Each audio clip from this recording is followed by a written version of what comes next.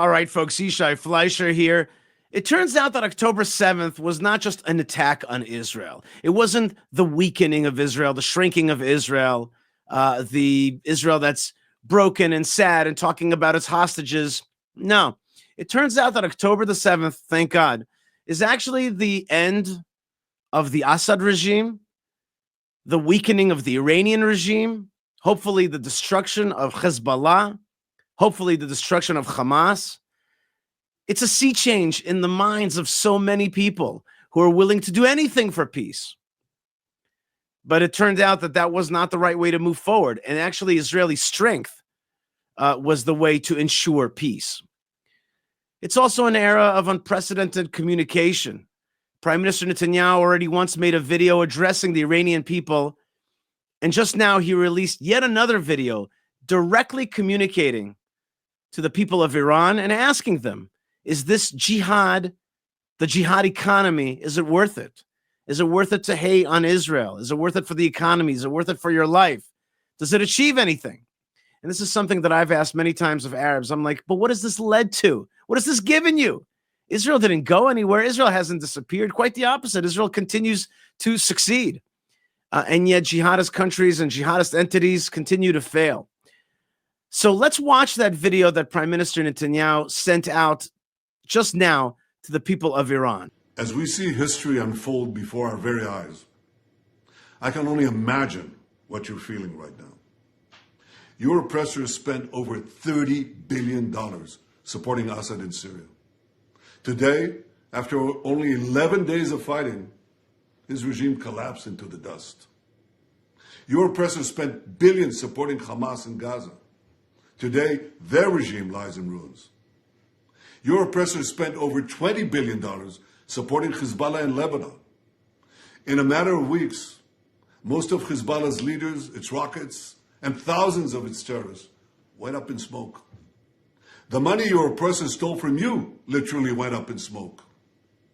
You must be furious imagining the new roads, schools, hospitals that could have been built with the tens of billions of dollars your dictators wasted backing terrorists who lose over and over and over again. So the attack here is directly on the leadership of Iran.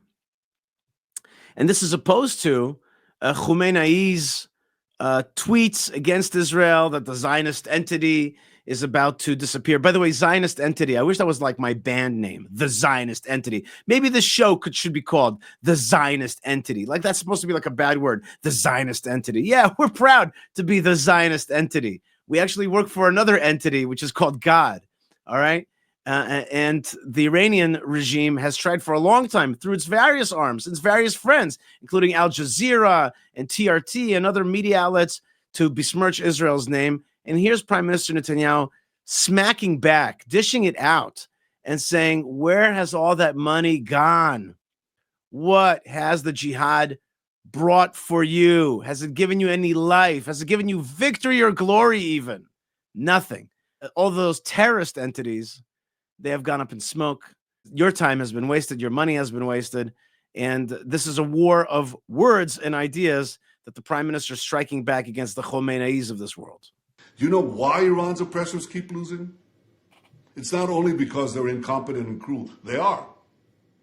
It's because they seek to conquer other nations, to impose fundamentalist tyranny on the Middle East, on the entire world. The only thing Israel seeks is to defend our state. But in so doing, we're defending civilization against barbarism. I want to say that most Arabs and Turks and Persians and others in this region see the barbarism. You know, in the Arabic telegram and Arabic press, they see the dungeons that have been opened, that were kept suppressed and quiet, tens of thousands of people tortured under the Assad regime. They know the same thing is happening in Iran. And they ask themselves, what is this garbage? What is this filth? The dregs of humanity that torture people until they have memory loss, that murder people wantonly, that steal their money, billions of dollars in embezzlement and theft. This is the Arab world. This is the proud Arab world. This is our Arab leadership. This is the trash that we have as leaders. And they look to Israel and they say, look at that, here's a decent country. Not perfect, it's got its problems, but at least it's not anywhere near the awfulness. And all those human rights organizations that want to attack Israel apartheid, Israel genocide, it's all lies paid for by people like the Iranian and the Assad regime. And the real evil is being unearthed, and it's showing up. People see it. The Arab world sees it. And they see Israel as a beacon of hope that this region can have actually a better country. And again, I'm impressed with Prime Minister Netanyahu for dishing it out. We take it so much, and now we're dishing it back out and asking, like, is this what you want? Is this what you want for your children, for your future? Is this the great Islam and the great Arab world and the great Muslim world? Or is this just people using those banners to suppress and to steal and to brainwash and to erase memories? Who needs it? Here's the offer that Prime Minister Netanyahu has for the Muslim world. The events we witnessed today are a chain reaction to the pounding of Hamas, the decimation of Hezbollah, the targeting of Nasrallah, the blows we delivered to the Iran regime's axis of terror. And all this came, as President Trump pointed out this week, because of Israel and its fighting success. Notice that he's leaning on President Trump as though he's already the president. I mean, it's fair to call him president because he's president in the past. But there's no question that a new alliance is forming here. You can see the red tie there. And there's an alliance that's forming to right the world. Right the world. I mean that in two manners, I guess, with both meanings. There's a righting of this world that's happening right now. President Trump is coming into office there, and there's a reason why he's linking there, because there's a President Trump in America, there's the destruction of Assad here, and he's turning to the Iranian people and saying, basically what he's saying, overthrow that horrible regime that you face. There's a better world that you can have. I want to make clear, Israel wants peace. We want peace with all those who truly want peace with us. And I have no doubt that you, the people of Iran, know this. I know that just as we want peace with you, you want peace with us. But you suffer under the rule of a regime that subjugates you and threatens us. You know what this regime is truly terrified of? It's terrified of you, the people of Iran. Whoa, this is a powerful call to rise up against the Iranian regime. Powerful. And true. And totally true. He's right.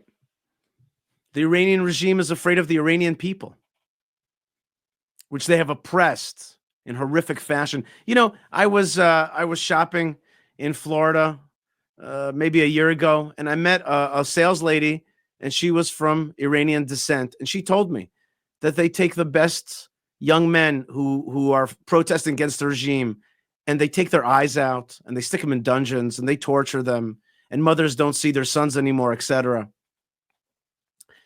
That's because the Iranian regime is indeed afraid of the Iranian people.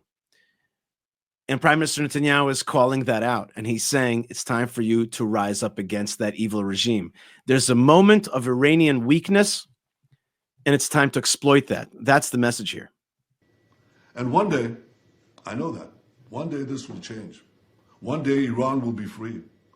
Women, life, freedom, zan, zandagi, azadi.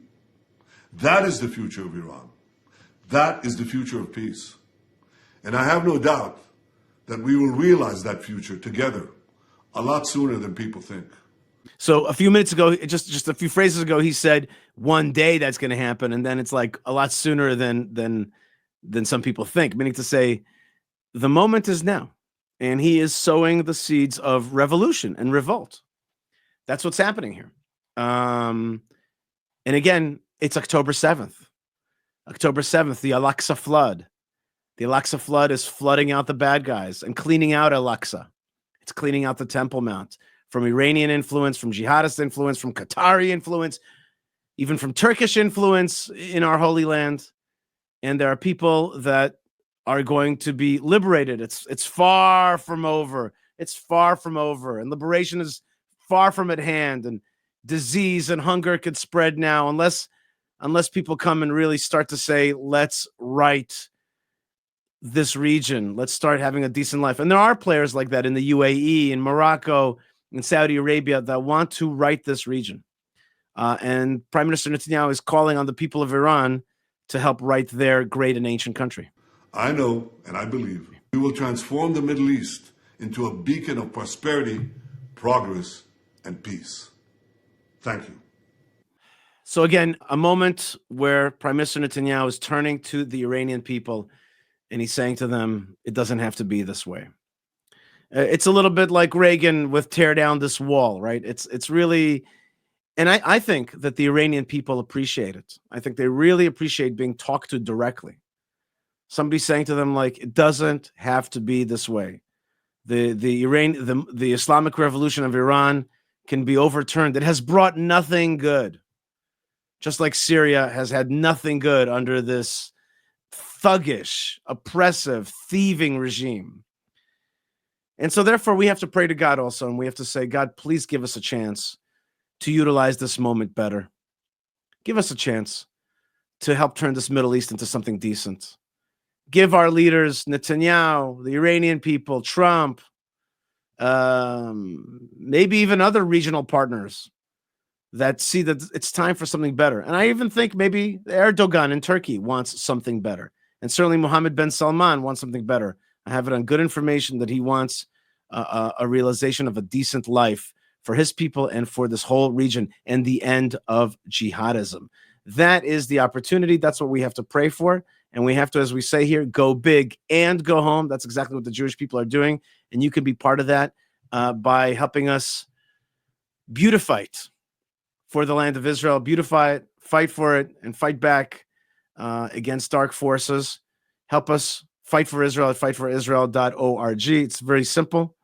And we have beautiful projects that indeed do that, beautify it. And if you love the spreading of this message throughout the world and the message of Torah and the light of God and the centrality of Jerusalem to the world and broadcasting that message, please go to buymeacoffee.com/Yishai and be part of it. God bless you, folks, wherever you are. Thank you, Prime Minister Netanyahu, for getting out there and doing one of the things that you do so well, which is messaging and strong messaging. That's exactly what we need right now. And I really hope that, I know that I appreciate it, and I really hope that the Iranian people appreciate it, and the future will appreciate it. They'll thank you for voicing a beacon of freedom, liberation, and liberty. Bezrat Hashem, with the help of God. God bless you, folks, wherever you are, and shalom.